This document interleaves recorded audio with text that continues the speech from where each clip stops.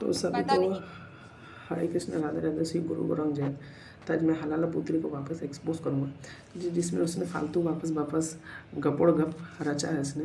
तो आइए देखते हैं क्या बोल रही है। इसने पहले बोले प्रेफरेंस ऑफ सन और डॉटर, ठीक है, बोलने दीजिए और क्या क्या प्रमाण दिखा रही है आप देख लीजिए एक बार।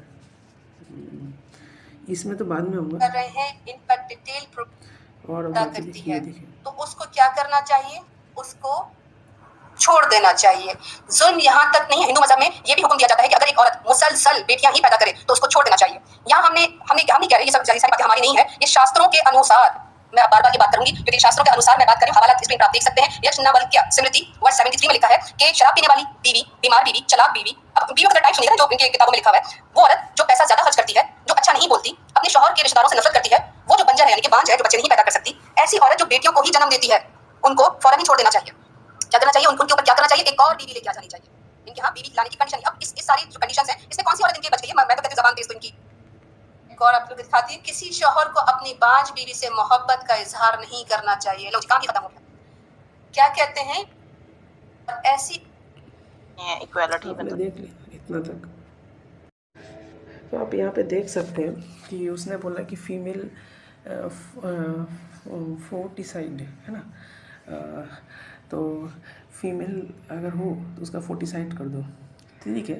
तो ये देखिए मनु आदि, देखिए मनु आदि ऋषियों ने गुरु पत्नी गमन, ब्रह्म हत्या और भ्रूण हत्या पाप बताया, ठीक है। इन 7 कर्मों के धार्मिक मर्यादा निश्चित है, क्योंकि इस मर्यादा को जो नहीं मानता वो पापी है।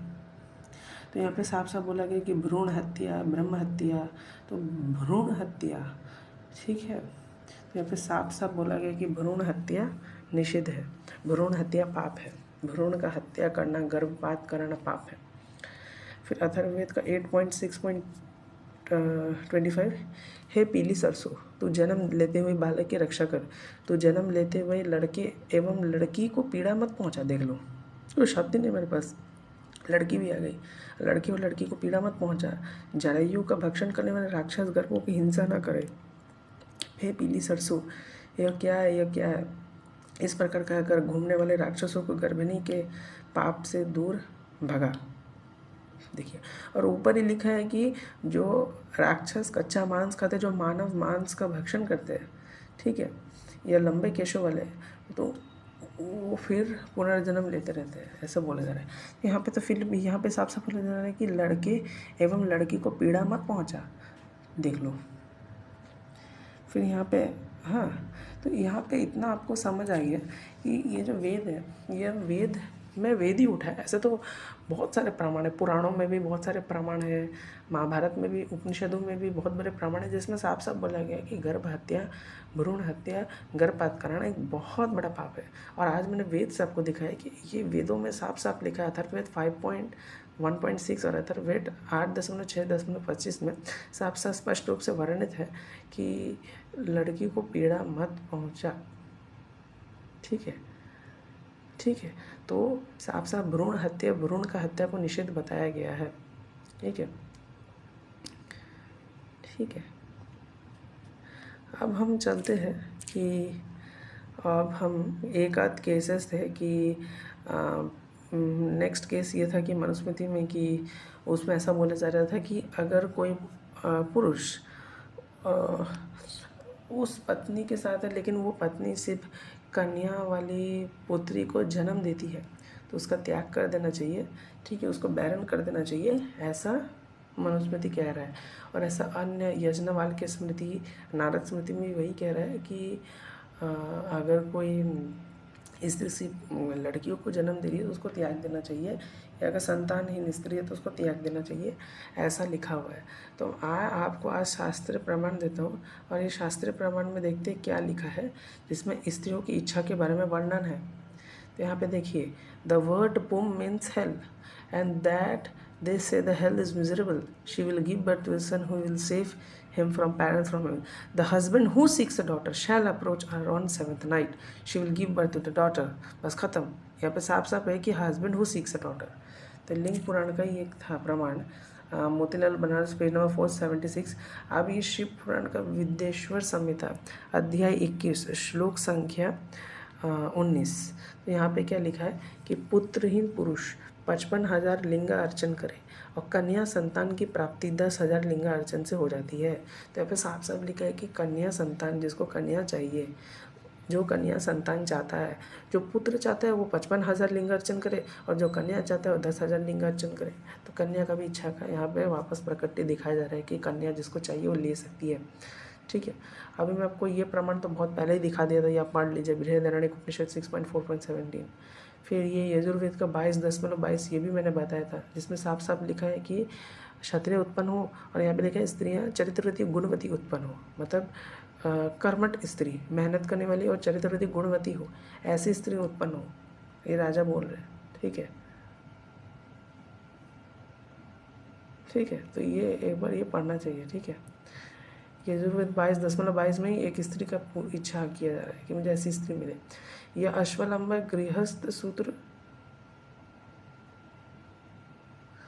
हाँ ये है आपका अश्वलयन गृह सूत्र 1.7.1.5 से। देखिए मैं पढ़ता हूँ। विभिन्न देशों और विभिन्न गांवों के रीति रिवाज तो वाकई अलग अलग है, विवाह के समय उनका पालन करना चाहिए। हालांकि जो बात आमतौर पर स्वीकार की जाती है उसे हम बताएंगे आगे। कि पश्चिम में चक्की का पत्थर और उत्तर में पानी का घड़ा रखकर उसे बलिदान करना चाहिए, जबकि वो उसे पकड़ ले पश्चिम की ओर मुख करे। देखिए मैं ये सब बाद में पढ़िए। मैं सुख के लिए तुम्हारा हाथ पकड़ता हूँ, यदि वो हाथ चाहता है तो केवल नर संतान ही उत्पन्न हो तो उसका अंगूठा पकड़ ले।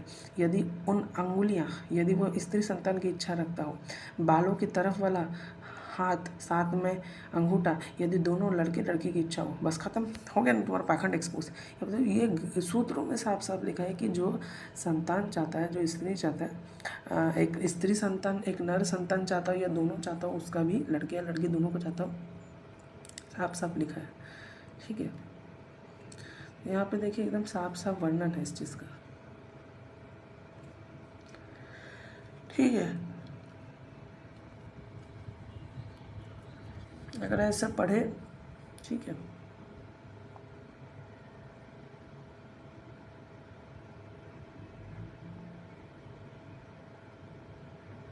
अब इसे पढ़िए अच्छे से। तो यहाँ पे साफ साफ अगेन एक स्त्री संतान, लड़का या लड़की का इच्छा है जिसका वो संतान प्राप्त कर सकता है।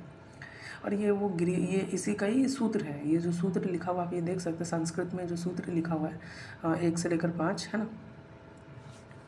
पढ़ सकते हैं कि अथ खलु चा वचा धन पर्द धर्मा, ये सब आप पढ़ सकते हैं। क्या क्या लिखा है, यत्तु समानम तद्विषयामः, ये सब आप पढ़ सकते हैं। ठीक है, अब यहाँ पे अग्नि पुराण का 236वां अध्याय का 20 से 22वां श्लोक देखिए। यहाँ पे क्या लिखा है कि पूजा के नैवेद्य शिव भक्त को दे, स्वयं अपने उपयोग में ना ले। इस प्रकार अनुष्ठान करके कन्या चाहने वाले को कन्या, पुत्रहीन को पुत्र की प्राप्ति होगी, दुर्भाग्य वाली स्त्री को सौभाग्यशालिनी प्राप्त होती है। तो ये पढ़ लीजिए, यहाँ पे साफ साफ लिखा हुआ है कि कन्या चाहने वाली स्त्री को कन्या मिलेगी। तब तक तो मैंने आपको बहुत सारे प्रमाण दिखाए, और भी बहुत सारे प्रमाण हैं। ठीक है, लेकिन मैंने आपको कुछ प्रमाण दिखा जो सबसे इम्पोर्टेंट 6 प्रमाण दिखाए। 1 2 3 4 5 और 6, ये आज भी मैं आपको 6 प्रमाण दिखाए, जिसमें साफ साफ एक कन्या स्त्री का पूजा के बारे में, एक कन्या स्त्री का इच्छा के बारे में प्रकट किया जा रहा है कि जिसको कन्या चाहिए वो कन्या प्राप्त कर सकता है। ठीक है, अब हम देखते हैं कि ऐसा क्यों लिखा है। तो इससे पहले मैं आपको ये चीज़ समझाना चाहता हूँ कि मनुस्मृति का मेधातिथि कमेंट्री ये चीज़ को अच्छे से समझा देता है कि ऐसा क्यों लिखा है कि वो कन्या, मतलब ये मेधातिथि कमेंट्री है। ठीक है, तो ये मेधातिथि कमेंट्री 9.81 से मैं समझाऊंगा कि ऐसा नियम क्यों है। तो अगर आप ये संस्कृत श्लोक पढ़े, वंध्याष्टमे अधिवेद्य अवधेदशमे तू मृत प्रजा एकादशे स्त्री जननी सद्य स्तव प्रियवादिनी। यहाँ पे क्या लिखा, पांचपत्री को 8वें वर्ष में त्याग दिया जाएगा, 10वें वर्ष में जिसके बच्चे मर जाते हैं, 11वें वर्ष में जो केवल पुत्रियों को जन्म देती है लेकिन जो कठोर बातें करती है उसको तुरंत त्याग देना चाहिए। तो हम मेधातिथि का टीका जो मनोभाष्य है उसको अच्छे से समझते हैं। यह लेख अन्य प्रकार की पत्नियों के अतिक्रमण का प्रावधान करता है। इनमें से बांझ स्त्री को 8वें वर्ष में और जिसके बच्चे मर जाते 10वें वर्ष में किया जाना चाहिए। दूसरी पत्नी से विवाह करने पर पुरुष अग्नि अनुष्ठान जिसका निसंतान व्यक्ति का अधिकार नहीं है, और संतान उत्पत्ति संबंधी निषेध जिसके लिए वह अपनी पत्नी के निसंतान होने के कारण उत्तरदायी है के उल्लंघन की संभावना से बच सकता है, क्योंकि निसंतान व्यक्ति के लिए अग्नि अनुष्ठान का कोई प्रावधान नहीं है। यही बात उस पत्नी पर भी लागू होता है जो केवल बेटियां पैदा करती है, और उस पत्नी पर भी जिसके बच्चे मर जाते हैं। यहाँ तक कि कठोर वाणी वाली पत्नी का सवाल है, उसमें कोई गंभीर दोष नहीं है, इसलिए उसे बर्खास्त करने की आवश्यकता नहीं है और उसे क्षमा किया जा सकता है। तो यहाँ पे देखिए साफ साफ वर्णित है कि जो अनुष्ठान है, ठीक है, वो इसमें क्या है कि अग्नि अनुष्ठान, तो निसंतान व्यक्ति और जो सिर्फ स्त्रियों को जन्म देने वाले व्यक्ति उसके लिए अग्नि अनुष्ठान का कोई प्रावधान नहीं है। क्योंकि जो अग्नि अनुष्ठान में तो आप समझे, जो जब कोई मर जाता है, जब कोई मर जाएगा, ये जैसे माता पिता में कोई मर गया तो उनको अग्नि देने वाला उसका पुत्र ही हो सकता है। पुत्री का क्या, पुत्री अग्नि नहीं दे सकती, सिर्फ मेल का ही पुत्र ही अग्नि दे सकता है। और ठीक है, लेकिन पुत्री भी उसको भक्ति में बचा सकती है। ठीक है, कैसे बचा सकती, भक्ति कर सकती है, क्योंकि पुत्री को भी बोला गया जो पुम नामक नरक से बचा है। लिंग पुराण स्कंद पुराण में लिखा हुआ है। पुत्री का डेफिनेशन भी सेम ब्रह्मा जी ने यही दिया हुआ है। ठीक है, और पुत्री को भी बोला गया कि अब पुत्री भक्ति करेगी तो वह भी अपने जो उनके जितने भी पितर थे उनको भी ऋण कर सकते पुत्री। लेकिन जो आपका जो ये होता है अग्नि देना, आग देना, अंतिम संस्कार जो होता है ना, आग देना, ठीक है, तो वो जो आग देना का जो रिचुअल होता है, वो जो अनुष्ठान होता है, वो सिर्फ पुत्र ही कर सकता है, पुत्री नहीं कर सकती, ये नियम है। इसलिए बोला गया यहाँ पे किसी स्त्री से दुश्मनी का बात है ही नहीं। ठीक है, ठीक है, ये इसलिए बोला गया, लेकिन ये कभी भी आपको पूरा नहीं दिखाएंगे। ठीक है, तो ये आप देख सकते हैं। ठीक है, यहाँ पे क्या दिया हुआ है, और ये देखिए, या रोगिणी से आते तो हिता पुराणा चय शीतल स अनुज्ञा पियादिवेतव्य नवमान्य च करहिचित। यहाँ पे क्या लिखा है, लेकिन यदि कोई पत्नी जो बीमार है, अच्छे स्वभाव और लज्जावान है, तो उसकी सहमति प्राप्त करने के बाद उसे हटाया जा सकता है, लेकिन किसी भी परिस्थिति में अपमानित नहीं किया जाना चाहिए।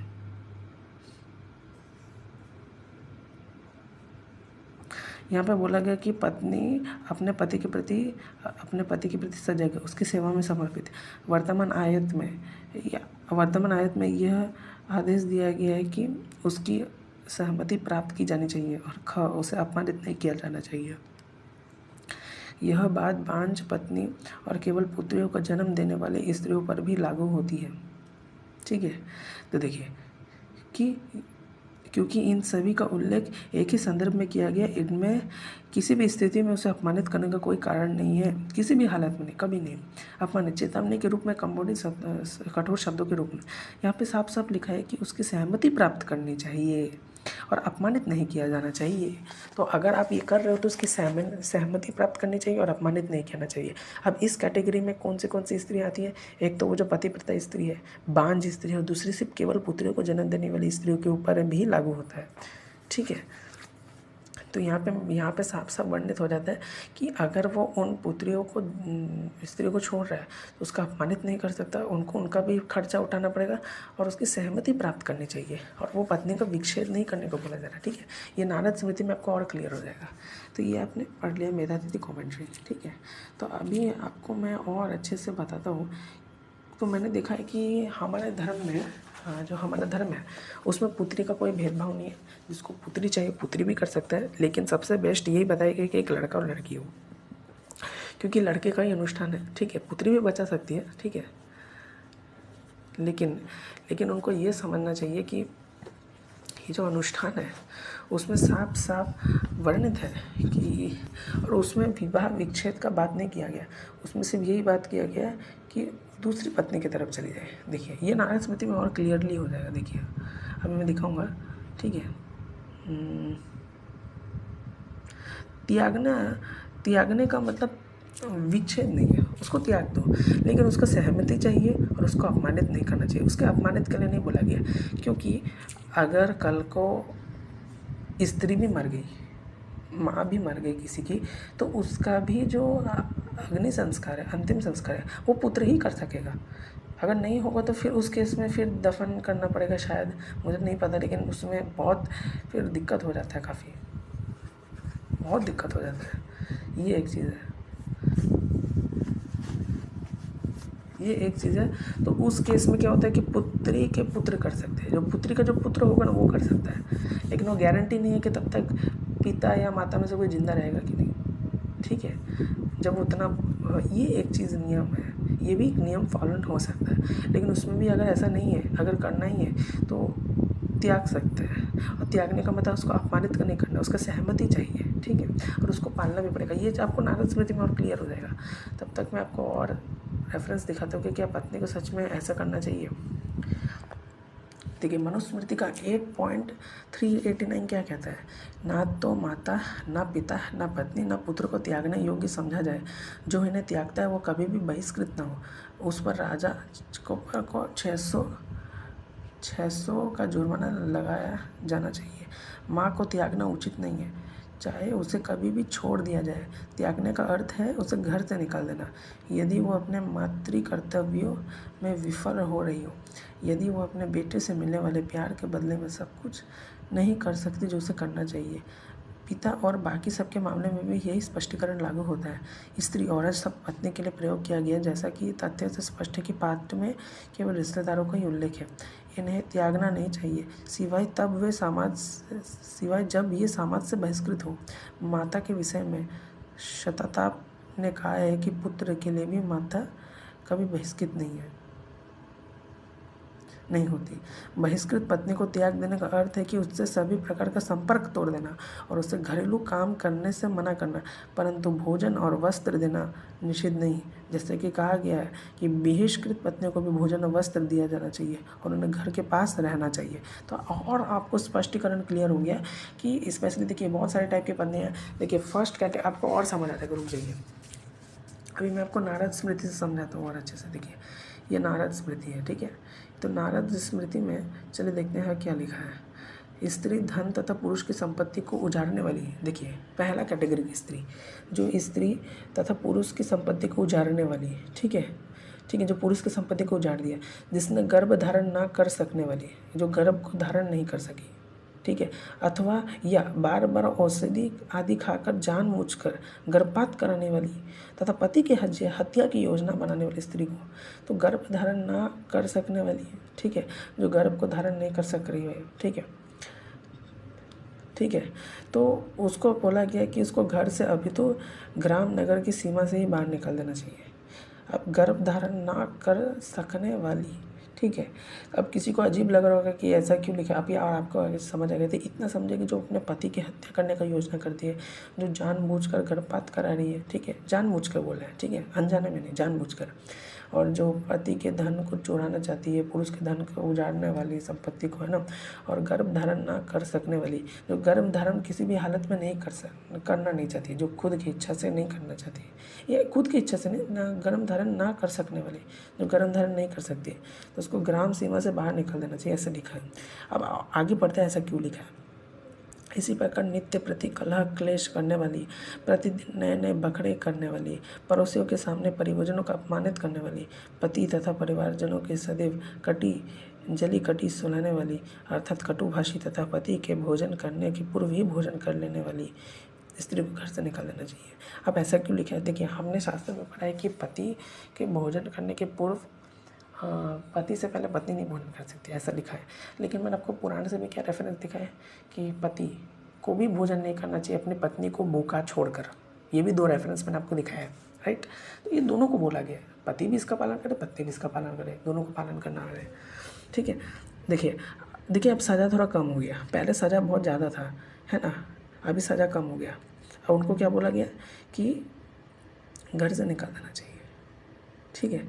वहाँ पर बोला कि ग्राम नगर की सीमा से बाहर निकल देना, यहाँ से घर से निकल देना चाहिए। और देखिए, और वंध्या, लड़की को ही जनने वाली, समाज से कलंकित तथा पति को अहित चिंतन करने वाली स्त्रियों को सहमति के बिना उससे संभोग करने वाला पुरुष दंडनीय अपराधी होता है। तो यहाँ पे इनको त्यागने का भी बात नहीं किया गया, अगर आप देखें तो, तो यहाँ पे आपको समझ आ गया कि लेवल 1 की स्त्री वो है जो बहुत ही ज़्यादा पाप कर रही है, अपने पति को मारना चाह रही है, जो घर उजाड़ने का प्रयास कर रही है, संपत्ति उजाड़ने का प्रयास कर रही है, जो गर्भधारण नहीं कर पा रही है, ठीक है, किसी भी कारण।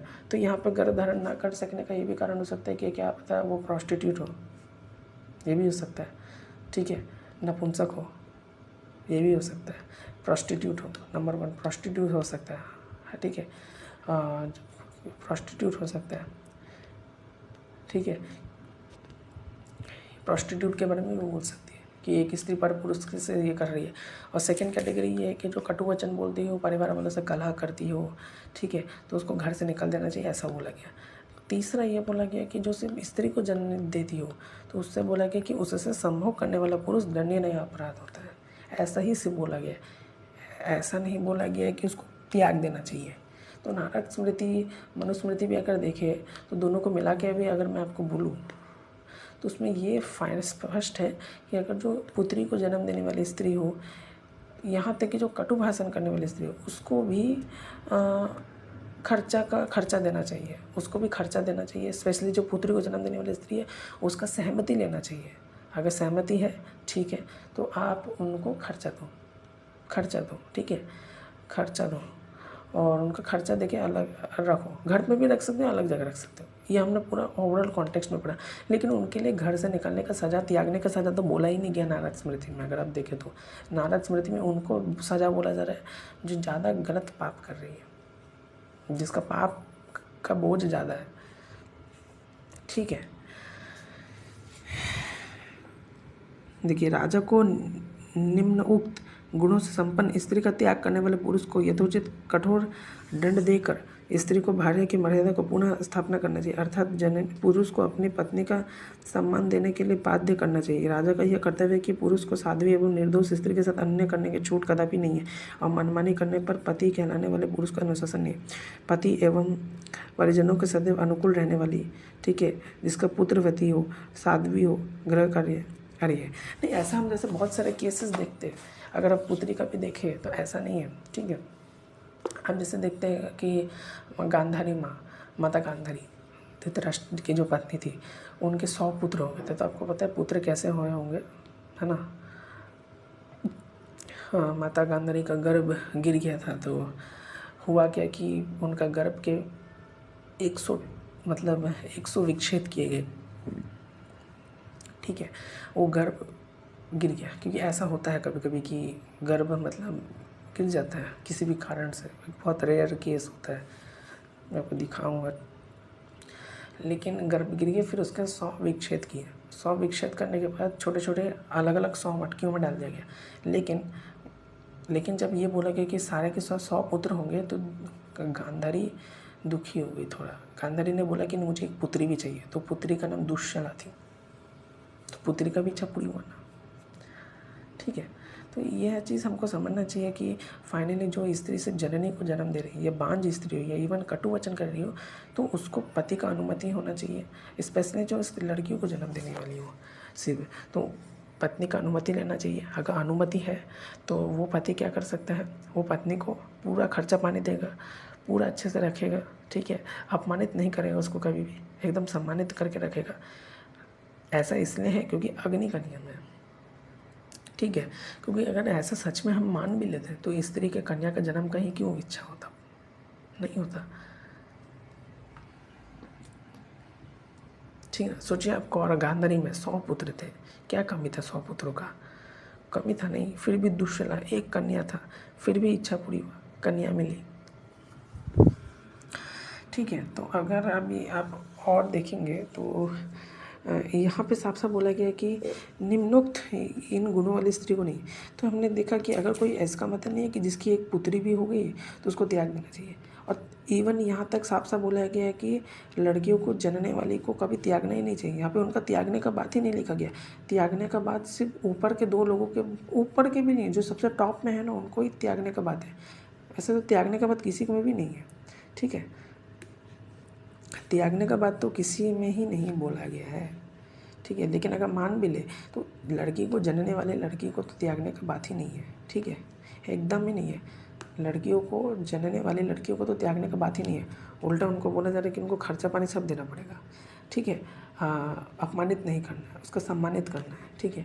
और जो भी रहन सहन है उसको देना पड़ेगा उसका खर्चा। ये मनुस्मृति 8.389 दिखा है, फिर मनुस्मृति 9.81 और 9.82 दिखा है। तो ये 3 श्लोक, और ये जो नारद स्मृति के श्लोक से साफ साफ पता चल जाता है कि उसको ऐसे त्याग नहीं सकते, उसको अपने पास ही रखना पड़ेगा और उसको साफ खर्चा देना पड़ेगा। और खर्चा देने के बाद क्या करना पड़ेगा आपको कि खर्चा देने के बाद उसको अच्छे से रखना पड़ेगा, ठीक है। और आपको अपमानित नहीं करना है, चाहे कटुभाषी पत्नी ही क्यों ना हो, ठीक है। तो ऐसा नहीं है कि पुत्री जिसकी नहीं है, ठीक है। ऐसे भी केस आते हैं जिसका एक पुत्र है, कई पुत्री है, लेकिन फिर भी अच्छे से वो लोग जी रहे। पुत्र पुत्री सबसे बेस्ट कॉम्बिनेशन पुत्र पुत्री बताया गया। और देखिए, ये देखिए, अब देखिए, ये भी देख लीजिए, विवाह से पूर्व पुरुष में किसी अज्ञात दोस्त के विवाह के उपरांत पता चलता है कि उसके दोस्त को झेलने अथवा उससे समझौता करने की अप्रस्तुत स्त्री को दूसरे पुरुष का वर्ण करने के लिए उसके बंधनों के पास छोड़ देना चाहिए। बंधुओं के अभाव में उस स्त्री को स्वयं अपने किसी दूसरे पुरुष की खोज करने का स्वतंत्र देना चाहिए। तो यही नारद स्मृति साफ साफ बोल रहा है कि अगर विवाह से पहले अगर कोई पति गुणहीन हो तो स्त्री का पूरा अधिकार है कि वो अपना, उसका पूरा अधिकार है कि वो एक अच्छे संपन्न गुण से युक्त व्यक्ति के साथ विवाह करे। और यहाँ पे तो और देखिए, निम्नलिखित 5 स्त्रियों में स्त्री का वर्तमान पति का परित्याग तथा दूसरे पुरुष के वर्ण का अधिकार है। तो अगर पत्नी संतान, देखिए जो ये सोच रहा था ना कि पत्नी गर्भधारण नहीं कर सकेगी तो पति को छोड़ देना चाहिए, लो यहाँ पे पति के बारे में भी बोला गया कि अगर पति संतान उत्पत्ति में समर्थ नहीं है, शुक्र में संतान उत्पन्न का कीटाणु ना हो, तो उसको भी त्याग देना चाहिए। उल्टा भी बोला गया, पति को असमय में परलोक से धारना, ठीक है, मतलब अचानक से एक्सपायर कर गया तो उस स्त्री में भी शादी कर सकती है। ग्रह त्याग विरक्त सन्यासी बन जाते हैं, बिल्कुल, और नपुंसक हो जाता है तो, और यौन संबंध ना कर पाना अथवा पत्नी को संतुष्ट नहीं कर पाया तो उस केस में भी पुनर्विवाह कर सकता है, ठीक है। देखिए, कलयुग में पुनर्विवाह पुरुष और महिला दोनों के लिए निषिद्ध है। कलयुग में तो ये प्रथा निषिद्ध ही है, नारद पुराण में लिखा हुआ है, दिखाऊंगा आपको। ये देखिए, तो आपको ये पूरा समझ आ गया, यहाँ पे किसी से कोई दुश्मनी नहीं है अगर आप देखें तो, ठीक है। तो आपको मैंने ये दिखाया, यहाँ पे तो साफ साफ लिखा है कि अग्नि अनुष्ठान से रिलेटेड, और यहाँ पे दिखा है कि इसमें कोई गंभीर दोष नहीं है, ठीक है। बर्खास्त करने का आवश्यकता नहीं है, उसे क्षमा किया जा सकता है। ये कठोर पत्नी को बोला जा रहा है। और जो उसे बेटियों का जन्म उसको क्या बोला गया कि संतान संबंधी निषेध अपने पत्नी के निसंतान होने के कारण का उल्लंघन संभावना से बचा जा सकता है, क्योंकि हाँ यहाँ पे बोला गया कि हाँ, तो ये हमने ये तो हाँ ये वाला देखिए, यहाँ पे क्या बोला गया कि अपमानित नहीं किया जाना चाहिए, उसकी सहमति प्राप्त की जानी चाहिए, ठीक है। किसकी? केवल पुत्रियों को जन्म देने वाले की।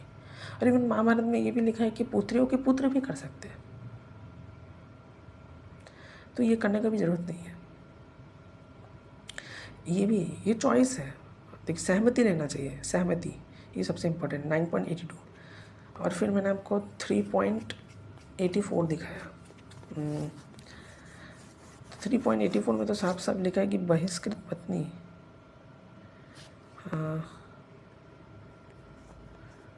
ये भी श्लोक पढ़ लीजिए, ठीक है। बहिष्कृत पत्नी का त्यागने का अर्थ है कि सभी प्रकार से संपर्क तोड़ना, उसे घरेलू काम से मना करना, परंतु भोजन और वस्तु देना निषिद्ध नहीं है। देखिए, उसको भोजन और वस्तु भी देना पड़ेगा, ठीक है। तो आपको मैंने फुल कॉन्टेक्स्ट में ये बताया कि ऐसा क्यों लिखा गया, और अगर ऐसा सच में होता तो पुत्री का मांगने की इच्छा क्यों नहीं होता। अभी मैं आपको मत्स्य पुराण से भी एक अच्छा चीज़ दिखाऊंगा।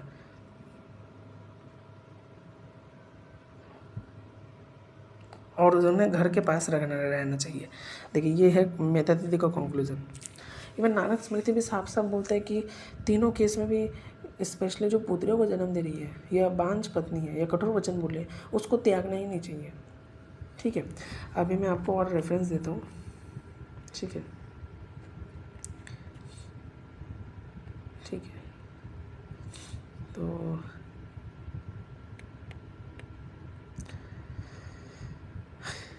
ये वेद है, तो ये वेद है, आप देख लीजिए, अथर्ववेद का 7वां का 37 सूक्त का पहला वन है, ठीक है। 37वां, स्त्री अपने पति से कहती है, पति, मैं तुमको अपने मंत्र से युक्त वस्त्र से बांधती हूँ। तुम इस प्रकार मेरे ही पति हो सकोगे और दूसरी नारियों का नाम भी नहीं लोगे। हो गया ना तुम्हारा पाखंड खंडन। देख लो हलाला पुत्री कितना चिड़िपिंगी करती है। ये सातवां कांड का सूक्त 39,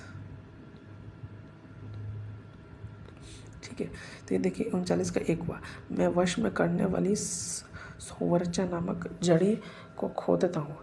यह मेरे पति को मेरे अनुकूल बनाए और मेरे पति का अन्य नारियों से संबंध रोके। यह जड़ी मुझे छोड़कर जाते हुए पति को वापस लाए तथा मेरी ओर आते हुए पति को आनंदित करे। सब लिखा हुआ है, ठीक है।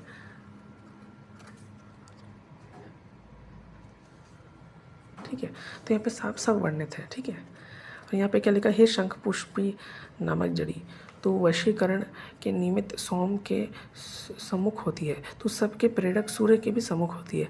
अधिक कहने से क्या लाभ, तो सभी देवों के सम्मुख होती है। मैं अपने पति को अपनी ओर आकर्षित करने के लिए तेरी स्तुति करती हूँ। देख लो, है ना। तो यहाँ पे साफ बोला जा रहा है कि पत्नी को त्यागना नहीं चाहिए। कलयुग में तो बुरा ही निषेध है। कलयुग में पति भी पत्नी को नहीं कर सकता, पत्नी भी पत्नी। तो ये सब जो नियम होते हैं ये कलयुग में प्रोत्साहित नहीं किए जाते हैं। यस, और ये देखिए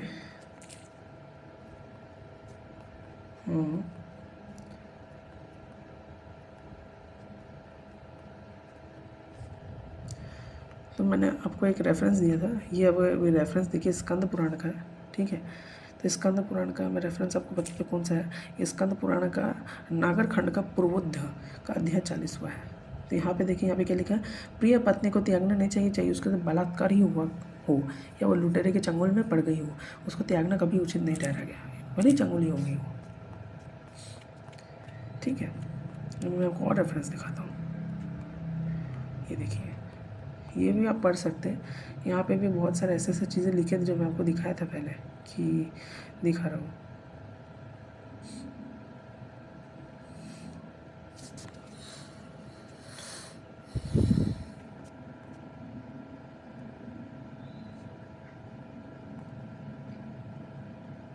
देखिए ये लिखा है ना कि भूखा प्यासा छोड़ देता है ना, तो नहीं छोड़ना है, ये पाप बताया गया। स्वयं भोजन का आनंद लेते हुए, ये भी बताया गया।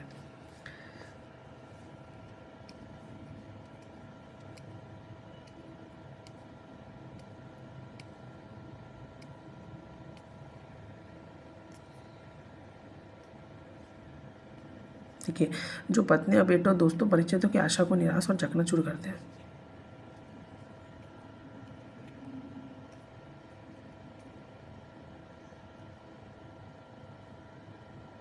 ये देख लो,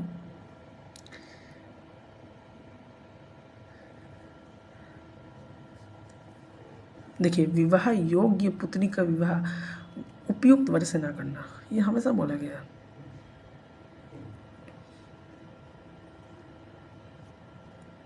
ठीक है, देखिए, झीले, पत्नी या संतान आदि को बेचना, ये भी पाप है। इसे अपना जीवन यापन करना स्त्री के धन से, है ना, इसको भी बोला गया। यहाँ पे साफ बोला गया है, ठीक है। देखिए, वह जो अपनी पत्नी, पुत्रों और मित्रों का अपमान या तिरस्कार करता है ना, शराब का सेवन, मांस भक्षण, सब बताया गया। तो स्कंद पुराण का महेश्वर खंड का कौमारिका खंड का अध्याय 41वां अध्याय, सॉरी 41। तो आपने देखा इतना सारे रेफरेंस, अभी और आपको रेफरेंस दिखा रहा हूँ। ये पद्म पुराण का भूमि खंड है 2.67। यहाँ पे एक लिखा कि अपने मित्र, पुत्र, मित्र, पत्नी, यहाँ तक कि अपने स्वामी को दरिद्र होने पर भी नहीं त्यागना चाहिए। अपनी पत्नी, भले लोगों और तपस्वी को त्याग देना, ठीक है, ये बहुत पाप बताया गया। ये पद्म पुराण का उत्तरकांड का 253 6.253.118 to 124 में से लिखा हुआ है कि यदि कोई पुरुष जिस स्त्री का हाथ चाहता हो उसे छोड़कर दूसरी स्त्री के पास जाता है, वो तो अवैध संभोग है, ये तुरंत नरक जाने का कारण है। तो यहाँ पे हर हालत में बताया गया कि उसका सहमति ही चाहिए। अगर एक्सट्रीम केस हो गया तो ठीक है, देख सकते हैं एक्सट्रीम केसेस में, लेकिन उसका सहमति ही चाहिए अल्टीमेटली। लेकिन स्पेशली जो सिर्फ पुत्रियों को जन्म देती हो, कटु भाषण कर रही हो, घर में मतलब बहुत किचकिच करती हो, उन सास ससुर का अपमान कर रही हो, फिर भी उससे अनुमति लेना चाहिए। और यहाँ तक कि उसको अलग घर में रखा जाए, स्पेशली जो पुत्री को जन्म देती है उसको उसी घर में ही रखा जाए। उसको त्यागना किसी भी हालत में उचित नहीं बताया गया। एक्सट्रीम केस में कहीं कहीं बोला जाता है त्यागने का, लेकिन ऐसा तो मुझे नहीं लग रहा। त्यागने का यहाँ पे मतलब है कि घर से निकाल देना, लेकिन जो पुत्रियों को जन्म देती है उसको घर पे भी रखा जा सकता है, उसका सम्मति लेना पड़ेगा। तो यहाँ पे साफ साफ लिखा है, ठीक है। तो यहाँ पे साफ साफ लिखा हुआ है, देखिए ये वशिष्ठ धर्म सूत्र का 28.23। पत्नी चाहे वो पाप से दूषित हो, चाहे वो झगड़ालू हो, घर चोर चुकी हो, आपराधिक बल का शिकार हुई क्यों ना हो, चोरों के हाथों में पकड़ी गई हो, पड़ गई हो, चोरों के हाथों में पड़ गई हो, उसे त्यागना नहीं जाना चाहिए। उसे छोड़ना पवित्र द्वारा निर्धारित है। उसके मासिक धर्म के समय प्रतीक्षा करनी चाहिए। उसके स्थायी अशुद्ध से वो शुद्ध हो जाती है। देखिए साफ साफ बोला जा रहा है,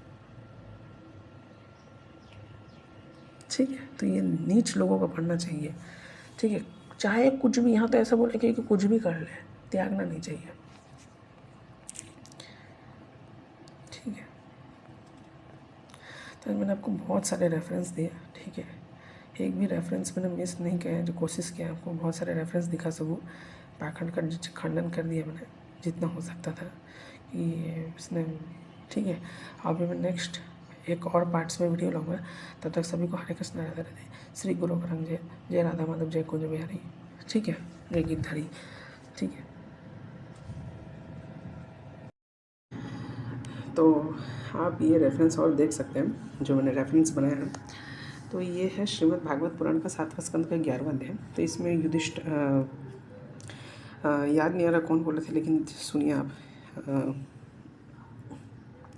युधिष्ठिर, धर्म के 30 लक्षण शास्त्रों में कहे गए, सत्य, दया, तपस्या, शौच, ठीक है। फिर इसमें बोला गया मन का संयम, इंद्रियों का संयम, अहिंसा, ब्रह्मचर्य, समदर्शी महात्माओं की सेवा, आत्मसमर्पण। इसके पालन से सर्वात्मा भगवान प्रसन्न होते हैं। ये पुरुषों को बोला जा रहा है। और इसमें एक और रेफरेंस है जो कि काफ़ी ज़्यादा मुझे इंपॉर्टेंट लगा, जो दिखाना चाहिए। ये बोला कि पति का सेवा करना, उसके अनुकूल रहना, और पति के संबंधित से प्रसन्न रहना, सर्वदा पति के नियमों की रक्षा करना, ठीक है। पति को ही ईश्वर मानने वाली पतिव्रता स्त्रियों के धर्म है, ठीक है। अब यहाँ पे सबसे इम्पोर्टेंट और क्या है कि, और यही चीज़ पत्नी को भी बोला गया है, पति को भी बोला गया है कि पत्नी के अनुकूल रहे, है ना। पत्नी को संबंध रखे, प्रसन्न रखे, है ना, पत्नी की रक्षा करे, ठीक है।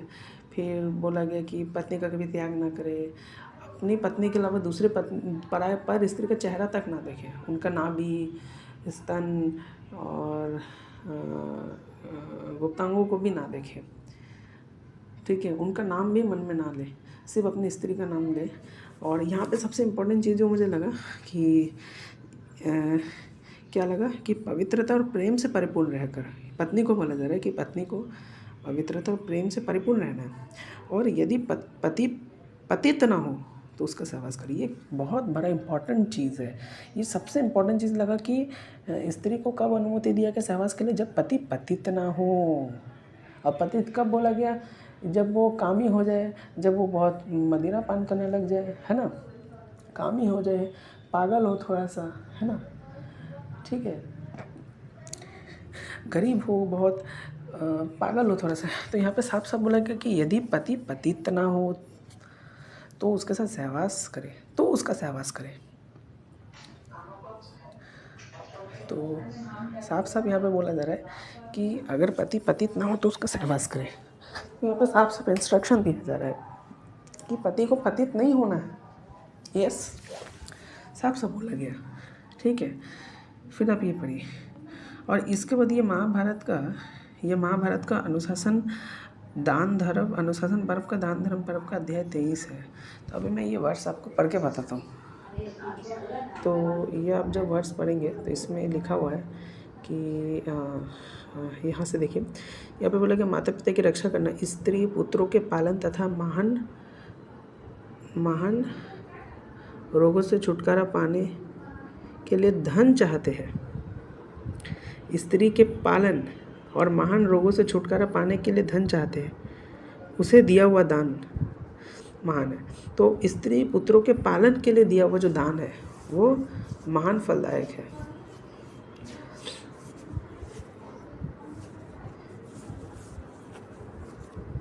ठीक है।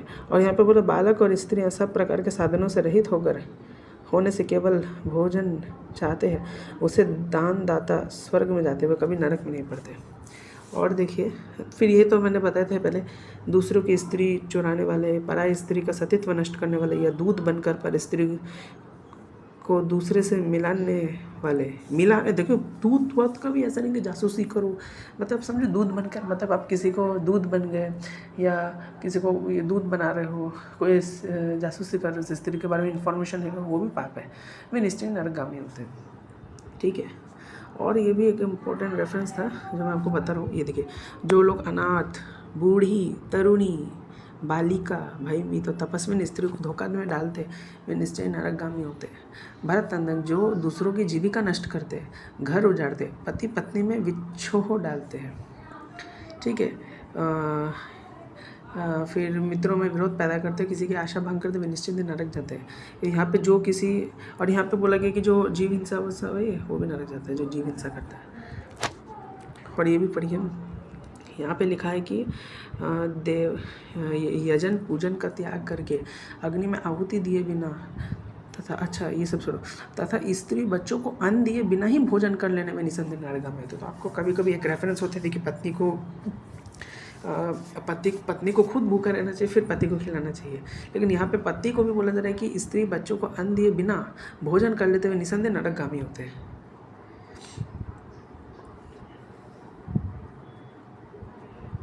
जो पितरों और देवताओं के लिए यजन पूजन का त्याग करके अग्नि में दिए हुए आहुति दिए बिना